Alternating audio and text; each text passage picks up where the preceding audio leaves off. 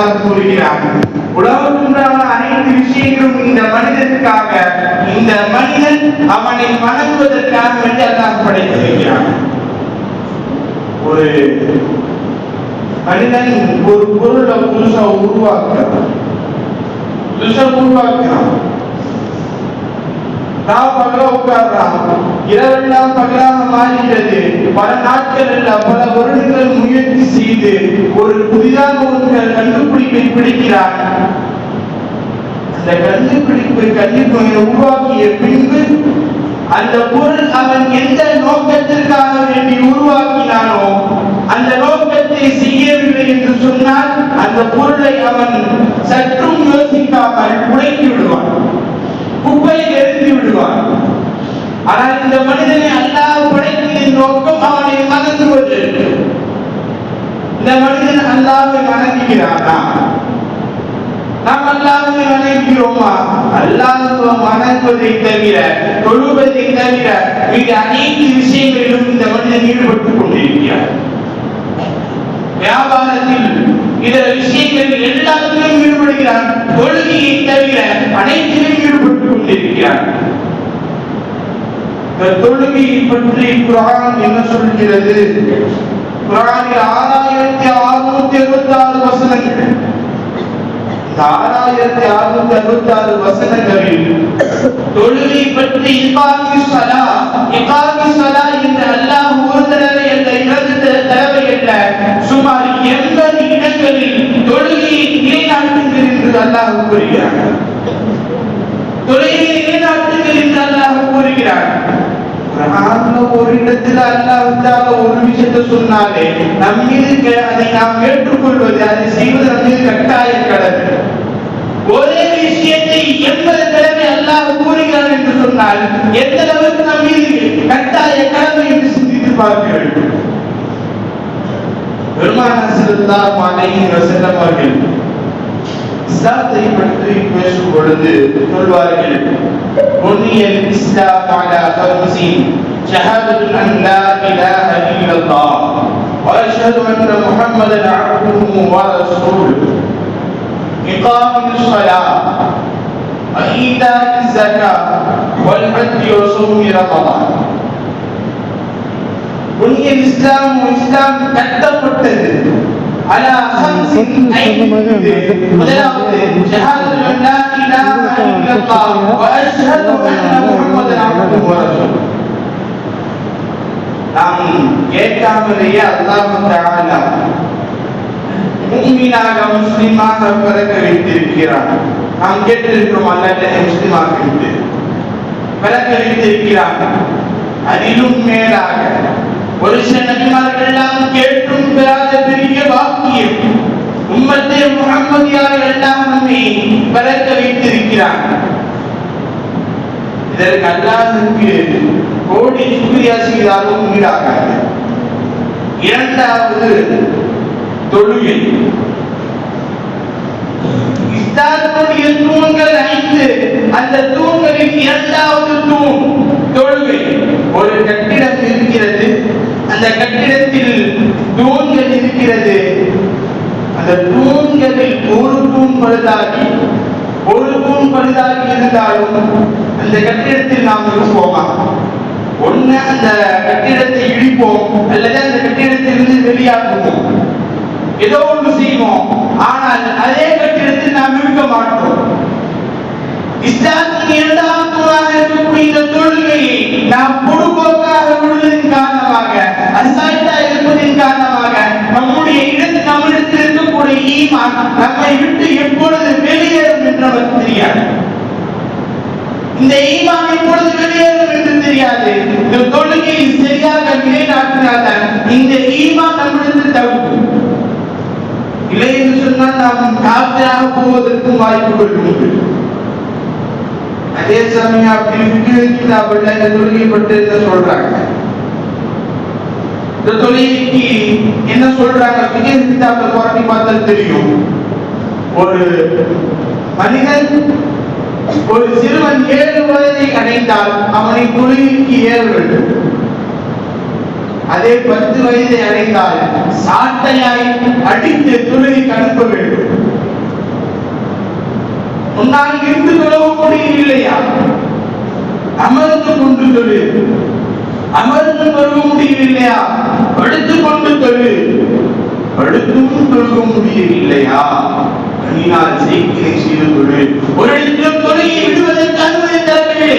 கடும் மழையா, கடும் மழையா, கடும் குளிரா, எதிரிகளின் அச்சுறுத்தல்களா, ஜமாத்தை விட்டுவிடு, தொழுகை வீட்டில் நிலைநாட்டு என்று இஸ்லாம் கூறுகிறது. ஒரு இடத்தில் கூட தொழுகை விடுவதற்கு இந்த சட்டம், இஸ்லாமிய சட்டம் ஒரு இடத்திலும் அனுமதி தரவில்லை. அப்படின்னு சொன்னால் இந்த தொழுகை எந்த அளவுக்கு நம் மீது கட்டாய கடமை, எந்த அளவுக்கு அதை நாம் பேணி பாதுகாக்க வேண்டும். நாம் இன்றைக்கு தொழுகையை பொதுவாக கொண்டிருக்கிறோம். வாங்கி சத்தத்தை கேட்டும் நாம் மேற்கொண்டே நம்முடைய வியாபாரத்தில் இதர விஷயங்களில் மூழ்கி கொண்டிருக்கிறோம்.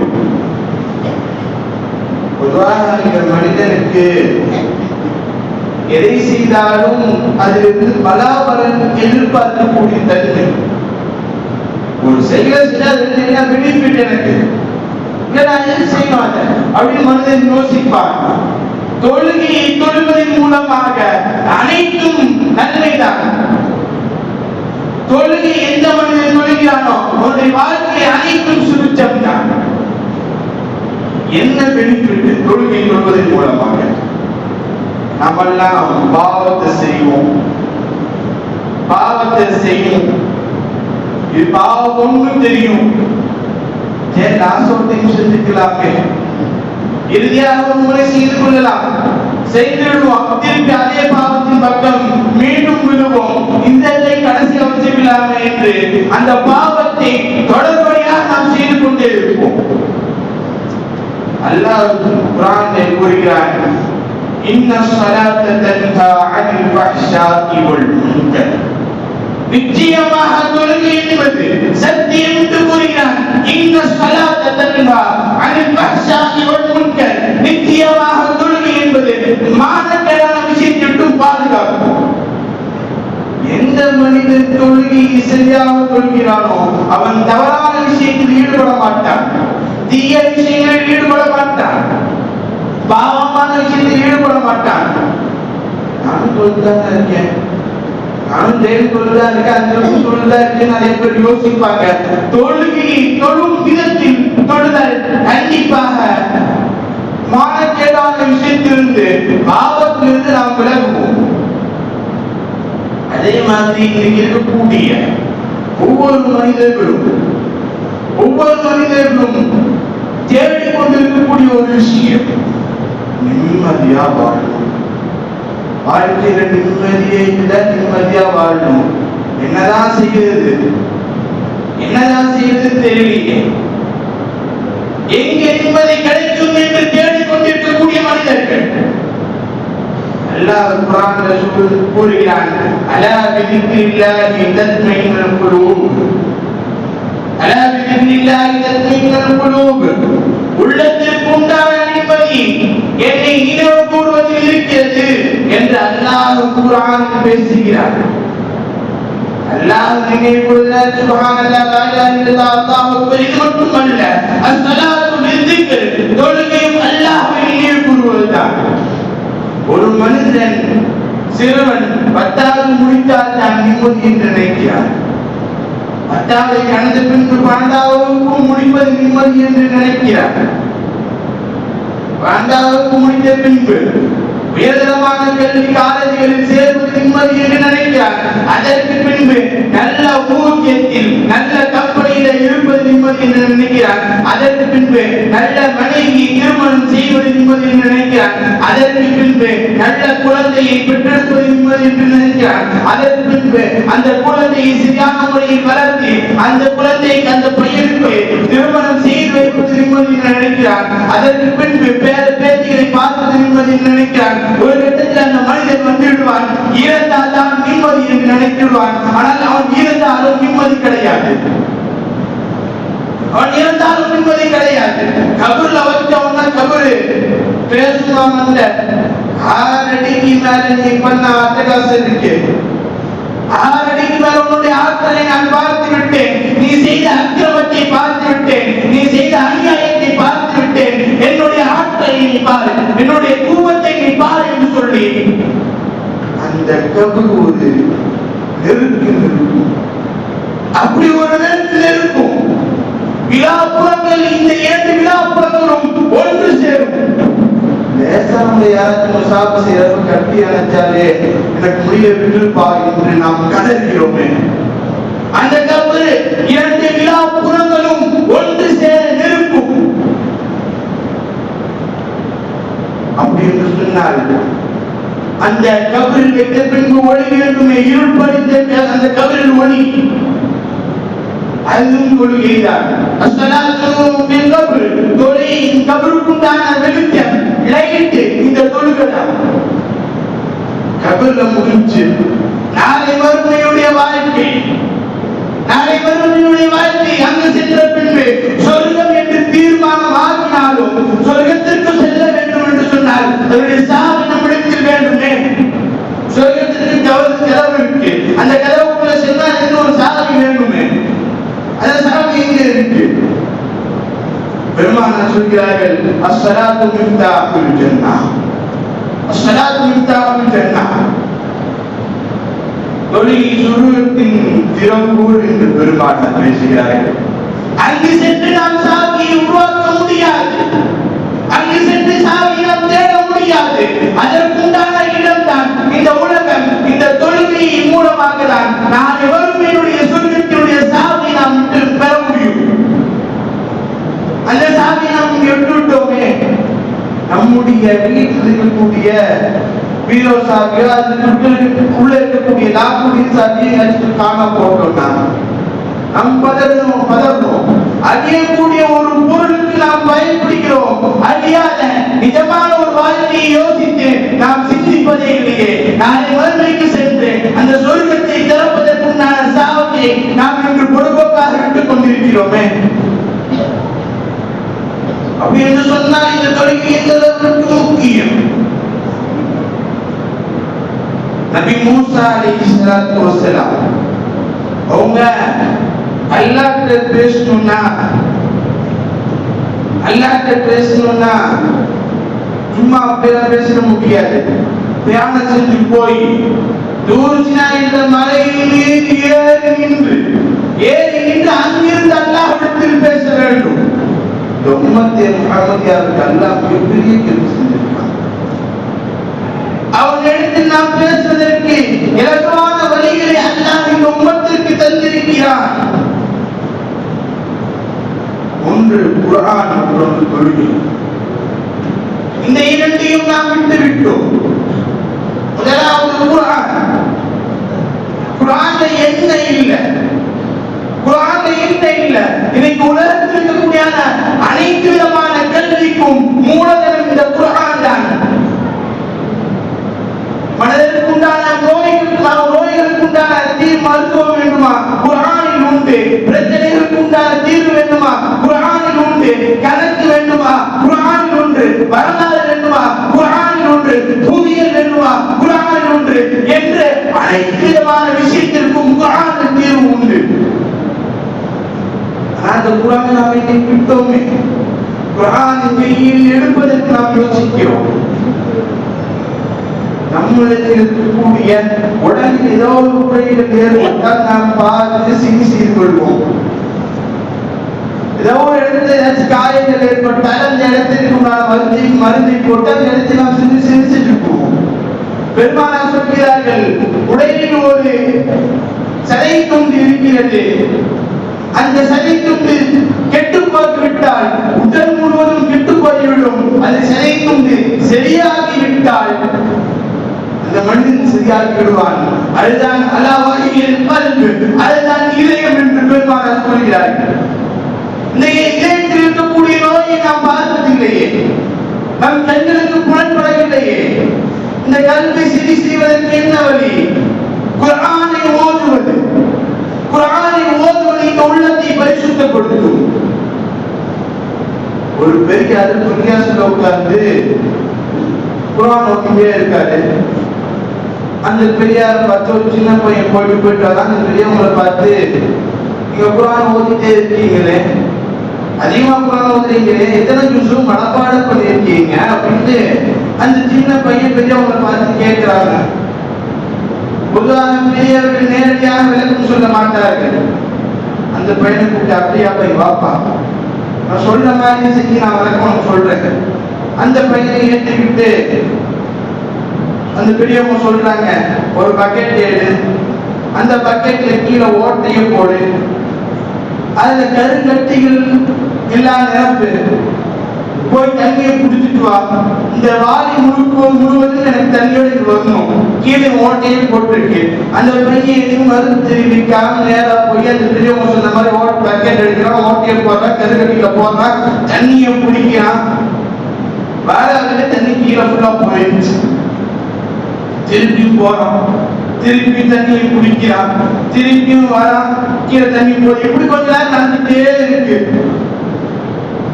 கொஞ்ச நேரம் பெரியவங்க பார்த்து கூப்பிடுறாங்க, யோகா தம்பி, அந்த பக்கெட்டில் இருக்கக்கூடிய கட்டிகளை எடுத்துட்டு வா.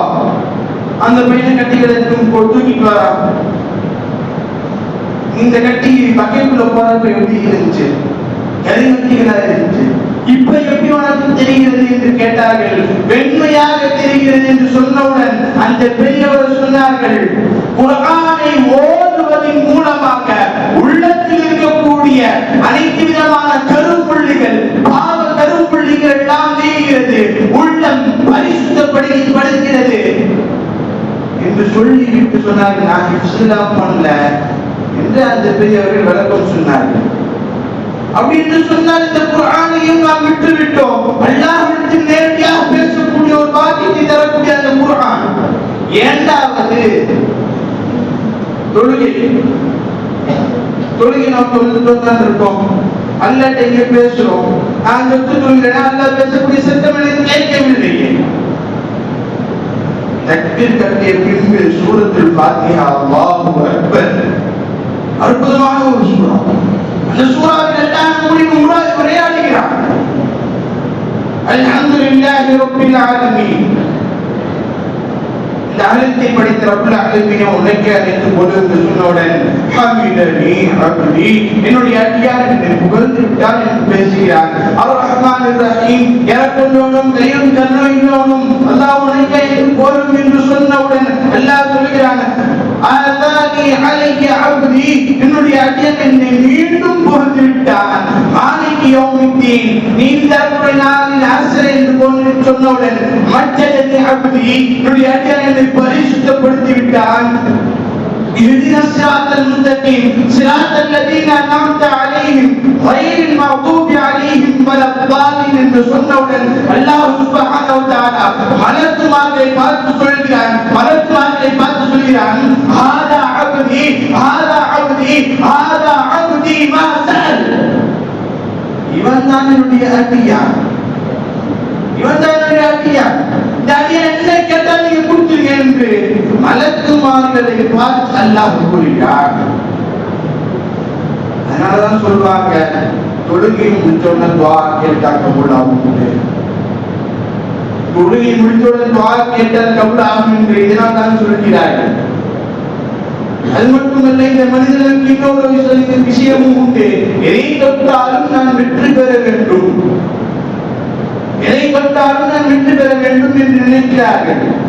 ஒவ்வொரு அதானின் பாங்கிலும் மாற்றின் அழைப்பு குடிக்கிறார். அழைப்பு கொடுக்கும் தருவாயில் கூறுகிறார், ஹய்யா அலஸ் ஸலாஹ், ஹய்யா அலஸ் ஸலாஹ், தொழுகையின் பக்கம் விரைந்து வாருங்கள், தொழுகையின் பக்கம் விரைந்து வாருங்கள் என்று கூறிய பின்பு கூறுகிறார், ஹய்யா அலல் ஃபலாஹ், ஹய்யா அலல் ஃபலாஹ், வெற்றி பக்கம் விரைந்து வாருங்கள், வெற்றி பக்கம் விரைந்து வாருங்கள் என்று அழைப்பு கொடுக்கிறார். இந்த தொழுகை தான் இந்த உலகத்திலும் வெற்றி, நாளை மறுமையிலும் வெற்றி. இந்த தொழுகையை விட்டுவிட்டால் இந்த உலகத்திலும் சாபம் தான், நாளை மறுமையுடைய வாழ்க்கை, கபருடைய வாழ்க்கையிலும் சரி, நாளை மறுமையுடைய வாழ்க்கையிலும் அனைத்தும் நமக்கு நரகமாக மாறிவிடும், அனைத்தும் அதாப் தான். இவ்வளவு மகத்துவம் மிக்க தொழுகை நாம் தொழுகாமல் விட்டால் என்ன நிலை? தொழுகாமல் விட்டால் என்ன நிலை? நாமெல்லாம் ஒருத்தவங்களுக்கு அநியாயம் செஞ்சிருக்கிறதே மாட்டோம், யாருக்கும் திருப்பி கூட பேசியிருக்க மாட்டோம். ஆனால் இந்த தொழுகாத மனிதனுக்கு என்ன தெரியுமா நிலை? ஃபிரௌன், ஹாமான், அபூ ஜஹல் இவங்கெல்லாம் ரஹ்மத்துல்லாஹ் அல்ல லஅனத்துல்லாஹ் அல்லாஹ்வினால் சாபிக்கப்பட்டவர்கள். இந்த அல்லாஹ்வினால் சாபிக்கப்பட்டவருடன் நாளை மறுமையில் எழுப்பப்படுவார். இங்கிறது நமக்கு தேவையா? அல்லாஹ்வை தொழுது அவனுடைய கட்டளையை ஏற்று அவனை 5 வக்து தொழுகையை ஏற்று தொழுகக்கூடிய நல்ல மனிதர்களாகவும் இந்த உலகத்திலும் நாளை மறுமையிலும் வெற்றி பெறக்கூடிய நல்ல மனிதர்களாக நம் அனைவரையும் அல்லாஹ் சுப்ஹானஹு வ தஆலா ஆக்கி அருள்வானாக என்று கூறி உரையை முடித்துக் கொள்கிறேன். வாசு தஅவானா அல்ஹம்துலில்லாஹி ரப்பில் ஆலமீன். அஸ்ஸலாமு அலைக்கும் வரஹ்மத்துல்லாஹி வபரகாத்துஹு.